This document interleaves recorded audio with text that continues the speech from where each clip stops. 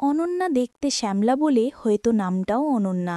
সেদিন অফিসে যাওয়ার জন্য তৈরি হচ্ছিল সে। আয়নার সামনে ঘুরিয়ে ফিরিয়ে নিজেকে দেখছিল। চেহারাটা বাদ দিলে অনন্যার সব কিছুই ঠিকঠাক। আয়নায় দেখতে দেখতে নিজের প্রতি নিজেই প্রেমে পড়ল সে। অনন্যা, তুই কি তৈরি? দরজাটা খুলে গেল। দেখা গেল এক হাতে পর্দা সরিয়ে অর্ণব দাঁড়িয়ে আছে। সে অনন্যার বড় ভাই। 2 বছরের বড় হলেও তাঁদের সম্পর্কটা খুবই সহজ ও আন্তরিক। ছোটবেলা থেকে সে অনন্যার খুব খেয়াল রাখে। তারা ভাই বোন 2 রুমের একটি ভাড়া বাড়িতে থাকে। প্রতিদিনের মতোই তারা একসঙ্গে বেরিয়ে পড়ল। অর্ণব একটি বিদেশি কোম্পানিতে ম্যানেজার হিসাবে চাকরি করে। অফিস থেকে তাকে একটি গাড়িও দেওয়া হয়েছে। সে নিজেই গাড়ি চালিয়ে অনন্যাকে এনজিওতে নামিয়ে দিয়ে যায়, তারপর নিজের অফিসে যায়। অফিস শেষে তারা দুজন আবার একটা সুপারমার্কেটে একত্রিত হল কিছু কেনাকাটার জন্য। একটা মেয়েদের পোশাকের দোকানের পাশ দিয়ে যাচ্ছিল তারা। একটা হাফ প্যান্টের দিকে ইশারা করে অর্ণব বলল, এমন পোশাক পরলে তোকে খুব ভালো লাগতো। অনন্যা বলল, আমার যে চেহারা তাতে এসব মানাবে না। আমি এসব পরে বাইরে গেলে সবাই ঠাট্টা করবে। অর্ণব বলল, বাসাতেও তো এসব পরা যায়। অনন্যা হাসির ছলে উত্তর দিল, তুই কিনে দিস তাহলে পরব। এরপর নিজেদের কেনাকাটা সেরে তারা বাসায় ফিরল। তখন বর্ষাকাল চলছিল। কয়েকটা দিন ভ্যাপসা গরমের পর আজ আবার বিকেল থেকে ওঝোর ধারায় বৃষ্টি নেমেছে। অফিস শেষে বাসায় ফিরতে ফিরতে কিছুটা ভিজে গেল তারা। অর্ণব আজ অনন্যার আগেই ফিরেছে। বেডরুমে ঢুকতে ঢুকতে অনন্যা বলল, অর্ণব, প্লিজ কফি বানাবি, একসাথে খেতাম। রুমে গিয়েই অনন্যার চোখ গেল বিছানার ওপর। একটা সুন্দর গিফট বক্স রাখা আছে। দেখেই কৌতূহল হলো। বক্সটি খুলে অনন্যা দেখল একজোড়া টাইটস, একটি টি শার্ট, একটি হাফ প্যান্ট এবং একটি নাইটির সঙ্গে মিনি শার্ট রয়েছে। সেগুলোর সাথে একটা সাদা গোলাপ আর এক টুকরো কাগজ রাখা আছে। 2 আঙুলে গোলাপটা নিয়ে কাগজের লেখাগুলো পড়ল সে। প্রিয় অনুর জন্য বিশেষ উপহার, পড়লে খুব খুশি হব। মনে হলো যেন অনন্যা কয়েকটা হৃদস্পন্দন মিস করল। এটা কার কাজ তাও বুঝল সে। জন্মের পর অনন্যার চোখ দেখে সবার মনে হয়েছিল যেন 2 চোখে শ্যামলা পরানো আছে। তখন থেকেই তার নামকরণ হয়েছিল অনন্যা। এই জন্য ছোটবেলায় তাকে অনেকে অনেক কিছু বলত।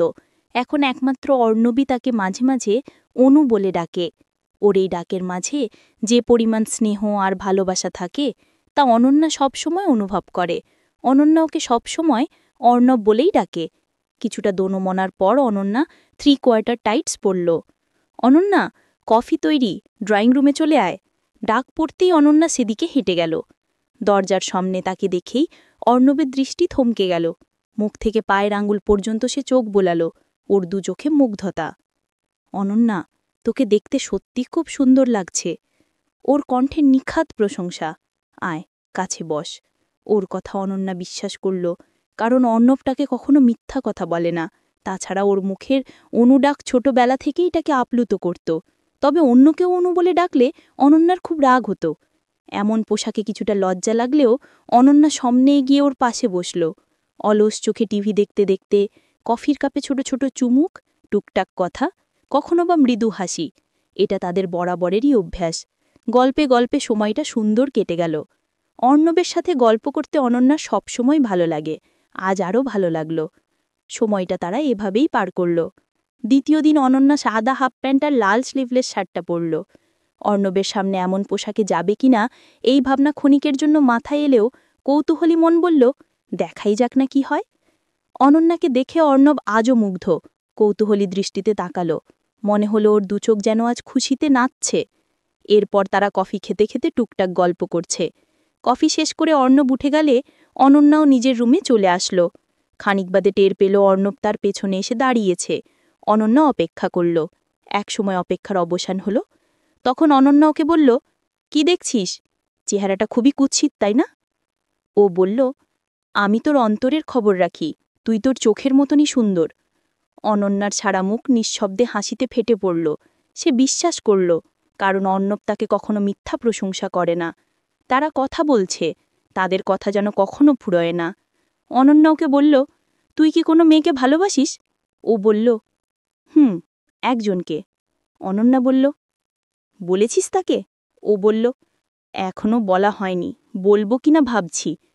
অনন্যা বলল, দেরি না করে বলে ফেল, মেয়েরা ভালোবাসার কথা শুনতে খুব ভালোবাসে। ও বলল, তোকে যদি কেউ কখনো বলে আমি তোমাকে ভালোবাসি, তাহলে তাকে সারা জীবন মনের মাঝে বন্দি করে রাখবি। অনন্যা ওর 2 হাত ধরে বলল, আমার মতো সাধারণ মেয়েকে কি কেউ কোনোদিন ভালোবাসার গান শোনাবে? অনন্যা নিজের ভাবনায় ব্যস্ত, আর ওদিকে অর্ণব তার ভালোবাসার কথা বলতে শুরু করেছে।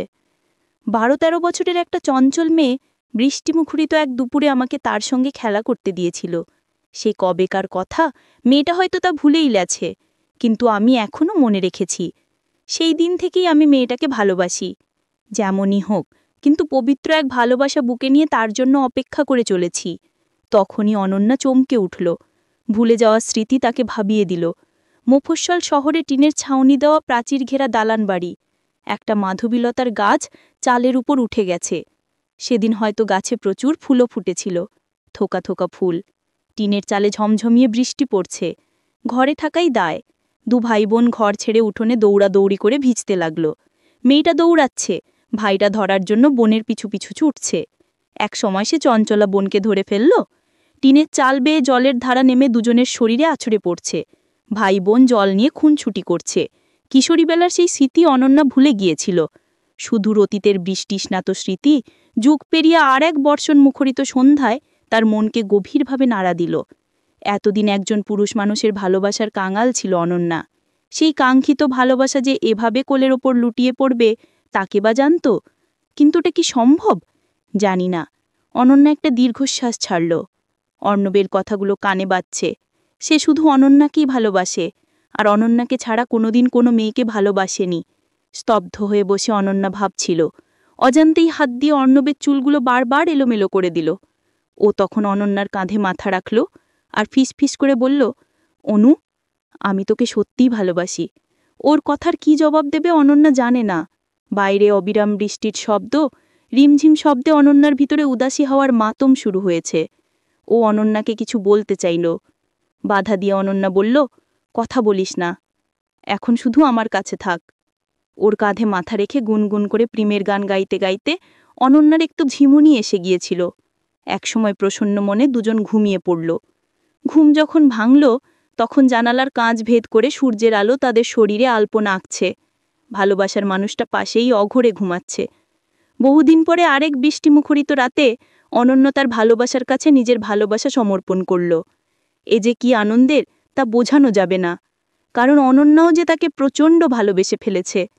যে মানুষটা এতগুলো বছর ধরে অনন্যার জন্য ভালোবাসা জমিয়ে রেখেছে, তাকে না ভালোবেসে কি পারা যায়? বন্ধুরা, এই গল্পটা তোমাদের কেমন লাগলো কমেন্ট করে জানাবেন। এমন আরও ভিডিও পেতে আমাদের চ্যানেলটি সাবস্ক্রাইব করে পাশেই থাকুন। ধন্যবাদ।